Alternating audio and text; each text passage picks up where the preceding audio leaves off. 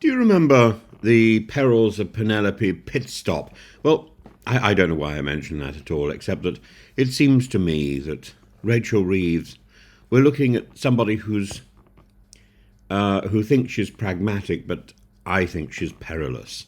A chancellor striding astride two completely different worlds, or so she might imagine, as Britain's financial markets totter and the gilts, yields, scale, heights, unseen since 2008, Reeves has jetted off to Beijing.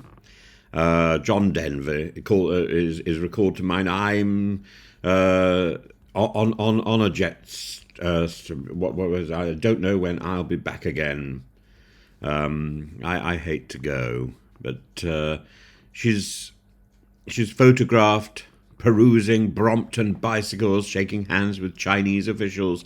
The optics are as chaotic as the pound's trajectory, and for those with long memories, this spectacle evokes images of Dominic Raab sunning himself, lounging in Crete as Afghanistan fell, or Jim Callaghan's ill-fated crisis?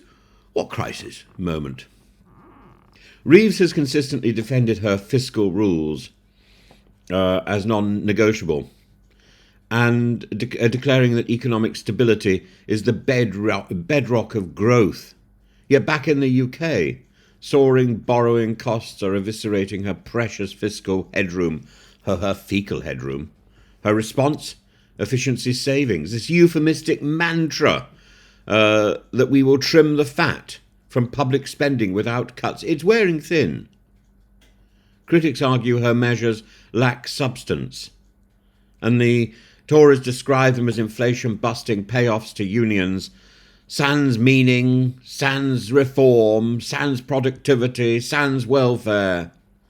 What makes Reeves' trip to China so incendiary is its timing. Borrowing rates spiralling, the pound plunging, speculation swirling, impending welfare cuts poised, and here she is, thousands of miles away, promising 600 million in agreements, a sum that barely scratches the surface of the economic turmoil.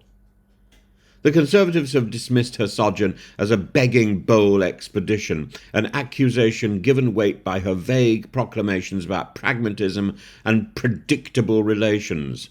Yes, a better relationship with China is absolutely essential. But Rachel Reeves to negotiate that? You know, Rachel Reeves has proved her incompetence with the economy. Why would she be the person to foster a better relationship with China? The person to be going on this jaunt is the Foreign Secretary, not Rachel Reeves. It's hard to see how this trip aids her domestic credibility. Unlike her predecessors in the golden era of Sino-British relations, Reeves is not offering pints with President Xi or golden investments. Instead, she's dealing with a nation that has grown cautious, if not entirely sceptical, of British overtures following years of frosty relations. And the criticism is manifold. The Lib Dems are calling for her immediate return to address the financial crisis. The Institute of Fiscal Studies, Paul Johnson, has warned that breaking her fiscal rules is very scary for the market, potentially triggering a bond sell-off. Even Reeves' attempts at diplomacy are fraught. Her refusal to address the Uyghur human rights abuses directly has been perceived as sidestepping moral responsibility. On a more symbolic level, her visit reeks of political detachment. While Britain gambles with rising energy costs, stagnant wages, looming welfare cuts, the image of the Chancellor admiring bikes in Beijing is tone-deaf, if not outright contemptuous. Her steadfast adherence to her fiscal mantra, an iron grip on public finances, is beginning to look like stubbornness rather than strategy.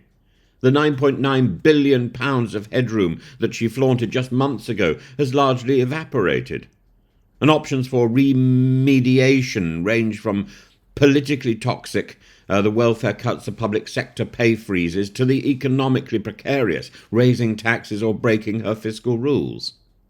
Whichever path she takes, Reeves risks alienating large swathes of the electorate. She risks looking foolish, more foolish than she is at the moment. She risks evoking, raising the spectre, raising the ghost of Liz Truss. Liz Truss won't be kept down. I won't be kept down. I want to come back into the public realm. Liz Truss. Why would we want to raise the ghost of Liz Truss? But Rachel Reeves probably doesn't have any choice. Liz Truss will dominate the headlines in comparisons for the next few months. And political leaders who prize optics over substance often stumble. Callaghan's blithe dismissal of public anxiety during the winter of discontent haunts his legacy. Dominic Raab's obliviousness during crises reinforced perceptions of his own incompetence. Reeves, for all her talk of growth and pragmatism, risks joining this pantheon of political missteppers. Reeves' Beijing escapade exemplifies a chancellor caught between conflicting imperatives. Her lofty rhetoric about stability and growth is undermined by the chaos at home and the superficiality of her trip abroad. As she extols the virtues of pragmatism, one cannot help but wonder, who is this pragmatism serving? For now, I don't know. I don't know who she is supposed to be, who she's supposed to be getting into bed with. She seems to be full of empty phrases that masks a government out of touch with its people and at odds with the markets that it tries to reassure. She's just an empty vessel, booming.